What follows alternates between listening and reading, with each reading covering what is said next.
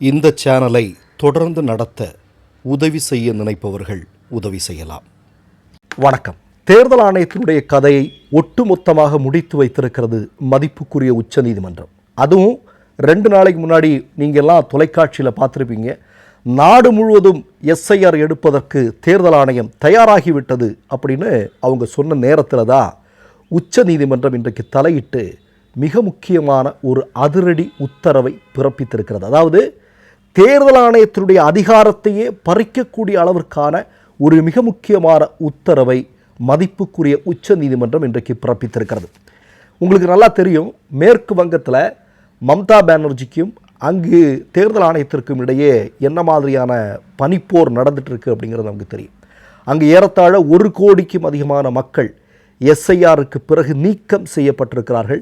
அப்படி நீக்கம் செய்யப்பட்டதில் பெரும்பாலான மக்கள் மம்தாவை ஆதரிக்கக்கூடியவர்கள், குறிப்பாக சிறுபான்மை சமூகத்தை சார்ந்த மக்கள் என்கிற குற்றச்சாட்டு வலுவாக இருக்கிறது.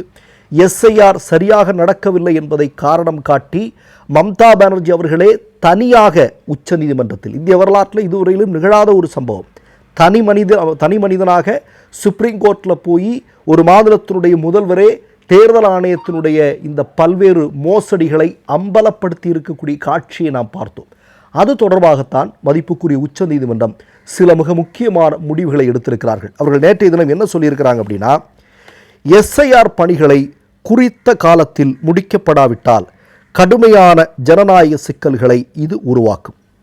மக்களால் தேர்ந்தெடுக்கப்பட்ட ஒரு அரசிற்கும் தேர்தல் ஆணையத்திற்கும் இடையே புகார்கள் பரிமாறப்படுவது என்பது இந்திய ஜனநாயகத்திற்கு நல்லது அல்ல. எஸ்ஐஆர் பணிகள் நடுநிலைமையுடன் முடிக்கப்பட வேண்டும். தேவைப்பட்டால் நீதித்துறை அதிகாரிகள் அல்லது ஓய்வு பெற்ற நீதிபதிகளை நியமிக்க வேண்டியிருக்கும் என்று எச்சரிக்கை விடுத்திருக்கிறது மதிப்புக்குரிய உச்சநீதிமன்றம். மேற்கு வங்கத்தில் சில நீதிபதிகள் கொண்ட சிறப்பு குழுவை உச்சநீதிமன்றம் அமைத்திருப்பதாகவும் செய்திகள் வருகிறது. அதாவது எஸ்ஐஆர் என்பதில் தேர்தல் ஆணையம் மோடிக்காகவும் அமித்ஷாவிற்காகவும் ஆர்எஸ்எஸ்க்காகவும் பித்தலாட்டங்களை நடத்தி கொண்டிருக்கிறது, மோசடிகளை செய்து கொண்டிருக்கிறது என்று ராகுல் காந்தி சொல்கிறார் அல்லவா.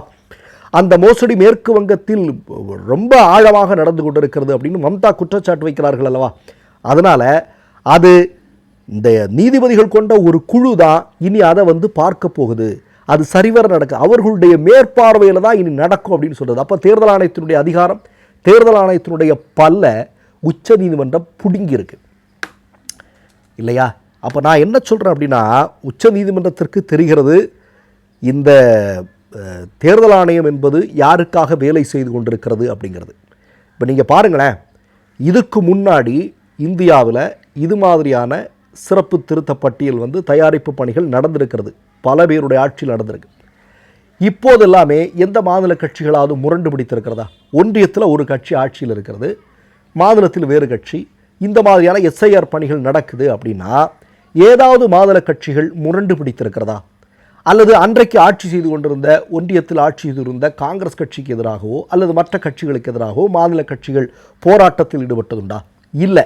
இப்போ மட்டும் ஏன் மோடி அமித்ஷா இந்த தேர்தல் ஆணையத்திற்கு எதிராக மாநில கட்சிகள் எல்லாம் ஒன்றிணைந்து போராடி கொண்டிருக்கிறார்கள்? ஏன் காங்கிரஸ், ராகுல் காந்தி உட்பட எல்லாருமே களத்தில் நின்று போராடுகிறார்கள்? ஏன்னா மிகப்பெரிய பித்தலாட்டம் நடக்குது. அதற்கு மிகப்பெரிய ஆதாரங்கள் ஹரியானா, மகாராஷ்டிரா, பீகார் எல்லா இடத்துலையுமே. பீகாரில் யாராவது சொல்லுவாங்களா மோடி நம்புவாரா 200 இடங்கள் கிடைக்கணும்? மோடிக்கு நம்பிக்கை இருக்குமா? முதல்ல அங்கே எதிர்க்கட்சியாக உட்கார முடியுமாங்கிற அளவுக்கு பிரச்சனைகள் இருக்குது இல்லையா. அந்த அளவுக்கு தான் அங்கே இருக்கக்கூடிய மக்கள் பாஜகவை விரும்புகிறார்கள் அப்படிங்கிறதா உண்மை. ஆனால் என்ன நடந்தது? யாரும் எதிர்பார்க்காத அளவுக்கு 200 இடம். மகாராஷ்டிராவில் பாராளுமன்ற தேர்தல் நடக்குது, அதில் பாஜக கூட்டணி மண்ணை கவுது. காங்கிரஸ் அவ்வளோ பெரிய வெற்றியை அங்கே சூடுது இந்தியா கூட்டணி. ஆனால் அடுத்தது சட்டமன்ற தேர்தல் நடக்குது, பார்த்தா பெரும்பாலான இடங்களில் பாஜக வெற்றி பெறுகிறான். அதுவும் காங்கிரஸிற்கு மிகப்பெரிய செல்வாக்குள்ள பகுதி, அந்த பகுதிகளெல்லாம் பிஜேபி வெற்றி பெறுகிறது. சில இடங்களில் காங்கிரஸுக்கு 50 ஓட்டு கூட, சில பூத்தில் 1 ஓட்டு கூட உழலை. இந்த மாதிரி அதிசயங்கள் எல்லாம் நிகழ்ந்தது. அப்போ தான் ராகுல் காந்தி களத்தில் வராரு. அதாவது மோடிக்கு அமித்ஷாவிற்காக பிரேசில் மாடல் அழகி ஃப்ளைட் ஏறி இங்கே ஓட்டு போட்டுட்டு போகிறாங்க. உத்தரப்பிரதேசத்தை சார்ந்த பாஜக தலைவர்கள் மோடிக்கு அமித்ஷாவிற்காக இன்னொரு பக்கத்து மாநிலத்தில் ஓடி ஓட்டு போட்டுட்டு போகிறான். ஒரு பாஜக தலைவருடைய மகன் 18 வயதுடன் நிரம்பல, சின்ன பையன், அவன் ஓட்டு போடுற காட்சியை நம்ம வீடியோவாக பார்த்தோம். இதெல்லாம் நடக்குது. இப்போ இதெல்லாம் ஆதாரமாக போகிறது, இதெல்லாம் மக்கள் மத்தியில் ஒரு பேசு பொருளாக மாறுது. சமூக ஊடகங்களில் இதெல்லாமே வெளிச்சம் போட்டு காட்டுறாங்க. எத்தனை ஊடகங்களை மோடி வந்து விலைக்கு வாங்க முடியுங்க? மெயின் ஸ்ட்ரீம் ஊடகங்களை எல்லாம் விலைக்கு வாங்க முடியும் இல்லையா? அவனுங்க வந்து ரொட்டி துண்டுக்காக ஆசைப்பட்டு இருக்கிறான். ஆனால் சமூக ஊடகங்கள் எல்லாமே இன்றைக்கு ஒவ்வொரு இந்தியனுடைய கையில், எந்தெந்த இந்தியனுடைய கைகள் எல்லாம் மொபைல் இருக்கிறதோ அவங்கெல்லாம் ஒரு ஊடகவியலாளர் தான். அவங்க முன்னாடி இந்த மாதிரியான பித்தலாட்டங்கள் மோசடி நடக்கும்போது அவன் பேச ஆரம்பிப்பான். அதானே நடந்துட்டு இருக்கு. அதனால தானே பதட்டம், மோடிக்கு அவ்வளோ பெரிய பதட்டம், அமித்ஷாவிற்கு பதட்டம், தேர்தல் ஆணையத்திற்கு பதட்டம். ஏன் இவ்வளோ பெரிய குற்றச்சாட்டுகளை ராகுல் காந்தி முன்வைத்த பிறகும், எதிர்க்கட்சிகள் முன்வைத்த பிறகும் ஒன்றுக்கு கூட சரியாக உட்கார்ந்து ஒரு பதிலை சொல்கிறதுக்கு பயப்படக்கூடிய தேர்தல் ஆணையமாகத்தான் இன்றைக்கி நம்ம பார்த்துட்ருக்குறோம். அப்போ இதெல்லாமே இன்றைக்கி நடந்துட்டுருக்கு. அதுதான் இன்றைக்கு மேற்கு வங்கத்தில் வந்து கடைசியாக வந்து என்ன எதிரொலிக்குது அப்படின்னா, தேர்தல் ஆணையம் எஸ்ஐஆர் பணிகளை நேர்மையாக நடத்தணும்னு சொல்கிறாங்க. நீ நேர்மையாக நடத்தலை அப்படின்னு உச்சநீதிமன்றம் தெரியுது. நீ சரியாக நடத்தலை, இது வரைக்கும் நீ அப்படி நடத்துறதுல பிரச்சனை இருக்குது, சந்தேகம் இருக்குது அப்படின்னா நாங்கள் மேற்பார்வையாளர்களாக இருப்போம், எங்களுக்கு கீழே தான் நீ ஒர்க் பண்ணி ஆகணும் அப்படின்னு உச்சநீதிமன்றம் சொல்லுது. ஆனால் உண்மையிலே திக்கு திக்குன்னு இருக்கும் மோடிக்கு அமித்ஷாவுக்கு. ஏன்னா அவங்க எவ்வளவு சீக்கிரம் இந்த எஸ்ஐஆர் பணிகளை இந்தியா முழுவதும் முடிச்சுக்கிட்டு எவ்வளவு சீக்கிரம் ஒரே நாடு ஒரே தேர்தலை கொண்டு வந்து இந்தியாவில் வந்து ஆர்எஸ்எஸ் ஆட்சியை கட்டமைப்பது, சனாதன தர்ம ஆட்சி. சனாதன தர்மம்னா நமக்கு எல்லாருக்கும் தெரியும் இல்லையா? அதாவது கோயில் நுழைவு போராட்டம் நடந்தபோது இவன் இப்போ வந்து கோயிலுக்குள்ளே நுழையிறதுக்கு வருவான், அடுத்தது கருவறைக்குள்ளே நுழைவான் அப்படின்னு சக இந்துக்களை பார்த்து சனாதனத்தை நம்பக்கூடியவர்கள் பேசிய வரலாறுலாம் நம்ம மறந்துட மாட்டோம் இல்லையா?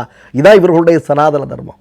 ஆலய பிரவேசம், ஆலயத்துக்கு, அதாவது ஆலய பிரவேசங்கிறத விடுங்க, ஒரு கோயில் இருக்குன்னா கோயிலுக்கு பக்கத்தில் இருக்கக்கூடிய தெருவில் நடக்கக்கூடாதுங்க, இந்துக்கள் நடக்கக்கூடாது. ஆமாங்க, நடக்கக்கூடாது. தெருக்களில் நடக்கிறதுக்கே போராட்டம் நடத்த வேண்டி வந்தது. பிறகு ஆலயத்துக்குள்ளே நம்முடைய கடவுளை கும்பிடணும்னா அதற்கு போராட்டம் நடந்தது. அப்போ தான் சொல்கிறான், யாருன்னு உங்களுக்கு நல்லா தெரிஞ்சிருக்கு. என்ன சொல்கிறானுங்க, இப்போ நீ ஆலய நுழைவு போராட்டத்துக்கு நம்ம அனுமதிச்சிட்டோம், இங்கே அடுத்து அவன் கருவறைக்குள்ளே வந்துடுவான். அப்போ இந்த ஆட்சியை நோக்கி மோடியும் அமித்ஷாவும் இந்தியாவை நகர்த்தி கொண்டிருக்கிறார்கள். அதற்கு ஒரே நாடு ஒரே தேர்தல், இதன் மூலமாக எஸ்ஐஆர், அதெல்லாம் டோட்டலாக முடிச்சிட்டோம்னா கதம் இதுக்கு தான் திட்டம். ஆனால் இந்த திட்டத்தை உச்சநீதிமன்றம் தங்களுக்கு இருக்கக்கூடிய அதிகபட்ச வலிமையோடு அதற்கு ஒரு முற்றுப்புள்ளி வைத்திருக்கிறது என்பதுதான் உண்மை. மற்றொரு நிகழ்வில் சந்திப்போம். நன்றி, வணக்கம். 3 யூடியூப் சேனல்கள் வியாபாரத்திற்கு இருக்கிறது. தேவைப்படுபவர்கள் இந்த எண்ணுக்கு தொடர்பு கொள்ளுங்கள். மை நேம் இஸ் ரெட் சேனலை சப்ஸ்கிரைப் பண்ணிக்கோங்க. அதுக்கப்புறமா பக்கத்தில் இருக்கிற ஜாயின் பட்டனை கிளிக் பண்ணீங்கன்னா ஒரு நியூ பேஜ் ஒன்று ஓப்பன் ஆகும். அதுலயும் ஜாயின் பட்டனே கிளிக் பண்ணிக்கோங்க. அதுல பாத்தீங்கன்னா credit R debit card options இருக்கு. இதுல உங்களுக்கு விசா, மாஸ்டர் கார்டு, ரிப்பே அப்படின்னு 3 ஆப்ஷன்ஸ் கொடுத்துருக்காங்க.